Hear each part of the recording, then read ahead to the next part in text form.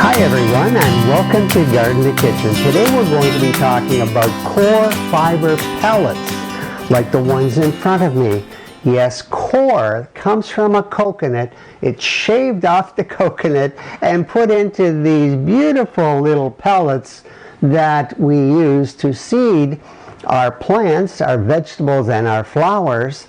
And we're going to be talking about the advantages, of course, of using these COIR products in comparison to the Jiffy 7 products.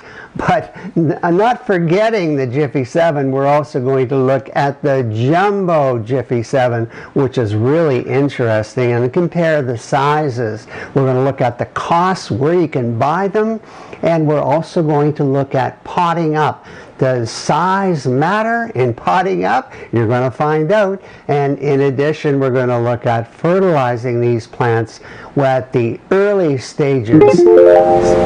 Now, what are the advantages of using a product like this COIR pellet?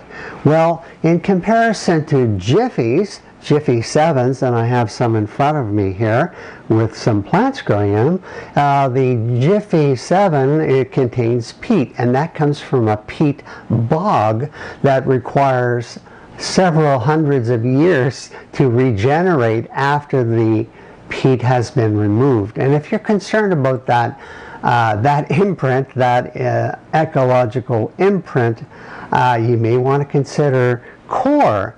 COIR products require less watering, produces bigger plants, and of course it is organic and environmentally sustainable. It is 100% biodegradable and an alternative to peat products. So this may be something that you want to try this year. I purchased these in Ottawa, and they're roughly about 30 cents each. So it's probably in the area of about double the price of the Jiffy 7.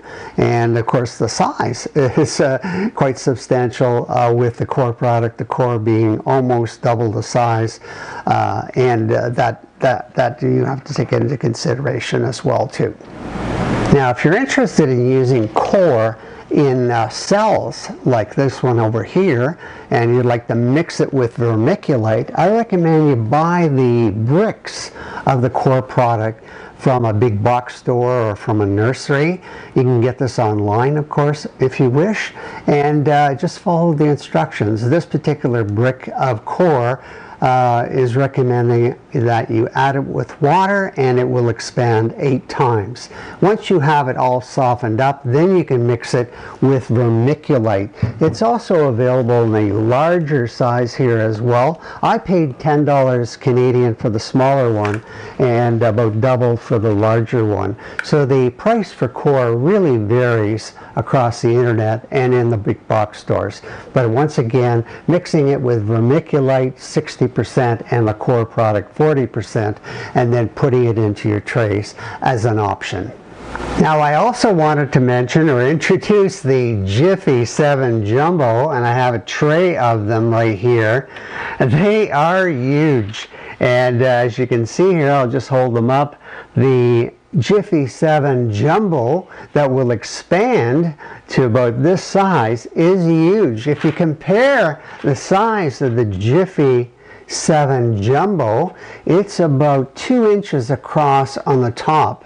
As comparison with the COIR, which is about 1.5 inches across the top, and the Jiffy 7, which is about 1.25. So they vary in size, and these jumbos, they just grow, and they're huge, and it gives you a lot more soil, or I should say peat, mixed in with that proprietary ingredient called lime to control the pH level, and they are huge. So this is something that you might want to try.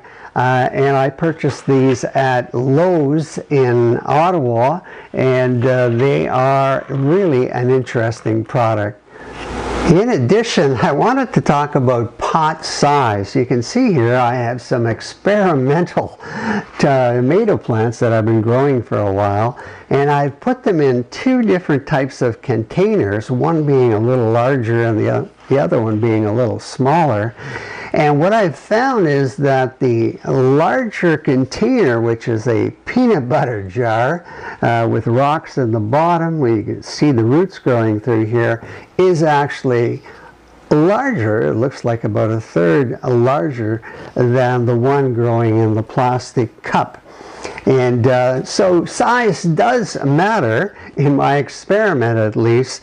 The bigger you can grow the root structure, the bigger the plant's going to be. And of course, when this hits the ground running, when you plant it in the ground, it's all about the root system. As you trim off the bottom leaves, it's the top part that will produce all the tomatoes. Now, this particular cup, it's called a solo cup, and of course solo cups, you might be familiar with them. You peel them back like this, and when you invite your friends over around the pool, they write their name on the cup so they're not drinking out of somebody else's cup. So they're kind of cool. They're a little smaller, but the nice thing about these, you don't have to clean them and use some cleaner to make sure that you don't have any diseases. I've just drilled a couple holes in the side and the bottom for drainage, and that's pretty easy to do. And they are quite interesting to produce. Let's see now. Let's see if I can take this out and show you. Yeah, there it is.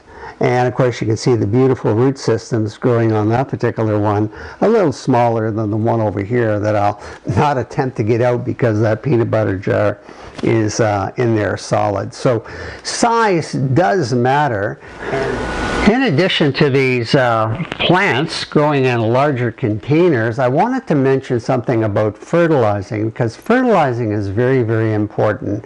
I did some tests earlier in the season in January, and I had problems with the leaves turning yellow and not looking very healthy.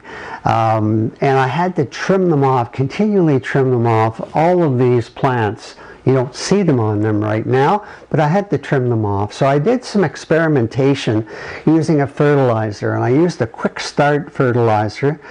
This particular one is 4-12-4. That's nitrogen 4, phosphorus 12, and potassium 4. I put it into a container like this, put some instructions on the side so I wouldn't forget, marked the level of the water as per the instructions on the bottle. I mixed it at a half strength, and I put it in here, and I started feeding the plants. And wow, all of a sudden they really started to turn green, and I stopped losing leaves at the bottom. So the bottom line is you gotta fertilize these plants if you want them to grow, especially if you're transplanting them up into a container, and especially in the core, because there's no ingredients, there's no fertilizer in these products. You gotta feed them some fertilizer. So in the end, I hope that gives you some ideas about using COIR products, Jiffy products. They're all very exciting. So get out there and try something new, and hope you watch again. Thanks a lot. Bye-bye.